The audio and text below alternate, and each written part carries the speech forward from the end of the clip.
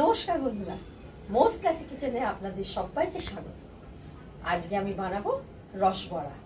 হ্যাঁ বন্ধুরা, এটা খেতে অসাধারণ এবং বানানো খুবই সহজ। আসুন দেখে নিন এই রেসিপিটা আমরা রান্নাঘরে কীভাবে বানাবো।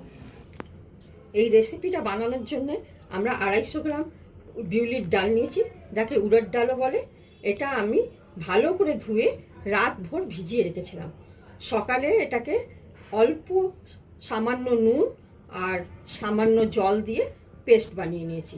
পেস্ট আমি একদম মিহি বানাবো না, একটু খচখচে হবে, যেটা আমি আপনাকে দেখাচ্ছি। দেখুন, একটুখানি কচকচে হবে, তাহলে খেতে স্বাদ হয়। এটাকে তারপরে পেস্ট বানিয়ে আমি ঢাকা দিয়ে আরও 1 থেকে 1.5 ঘন্টা ভিজিয়ে বন্ধ করে রেখেছিলাম ঢাকা দিয়ে, যাতে এটার মধ্যে এটা ফেপে ওঠে আর একটা খামির ফেমেন্টেশন হয়ে খামির মতন হয়ে যায়।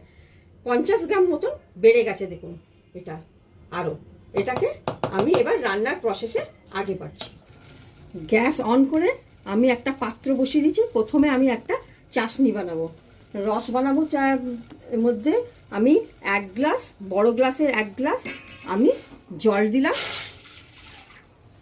আর দেবো 1/2 গ্লাস, পুরো 1.5 গ্লাস জল দেবো আমি। এই 1.5 গ্লাস জল দিলাম।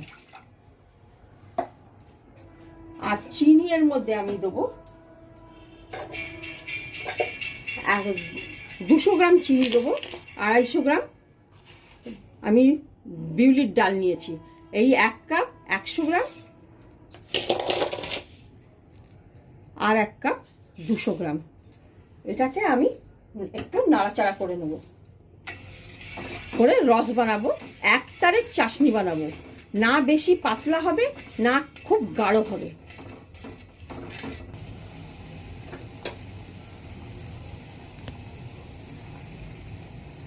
রস দেখুন হয়ে গেছে।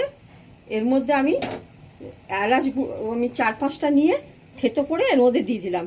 রসটাকে আমি সরিয়ে একপাশে করে দিলাম। গ্যাসে আমি কড়া বসিয়ে রিফাইন্ড অয়েল নিয়ে নিয়েছি আমি বড়া ভাজবার জন্যে। আমি এই দেখুন উড়দ ডালটা আমি আরেকবারও ফেটিয়ে নেবো ভালো করে। করবার আগে ফেটিয়ে নিলাম ভালো করে, আরেকবার ফেটিয়ে নিয়ে আমি গোল গোল বড়া দিয়ে দেবো কড়াতে। বড়া ছেড়ে আমি লাল লাল করে উলট পালট করে ভেজে তুলব।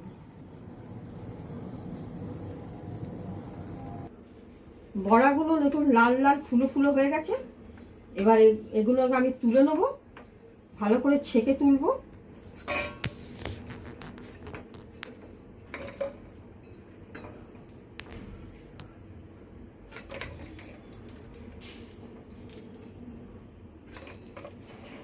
তুলে এটাকে চিনির রসে ডুবিয়ে দেবো। চিনির রস হালকা গরম থাকতে থাকতেই ডুবোতে হবে, ঠান্ডা হলে কিন্তু একটু গরম করে নেবেন, না তো এই বড়াগুলোতে রস ঢুকবে না।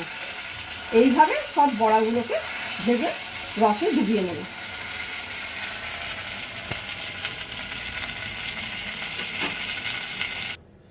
সব কটা রসবড়া আমি রসে ডুবিয়ে নিলাম।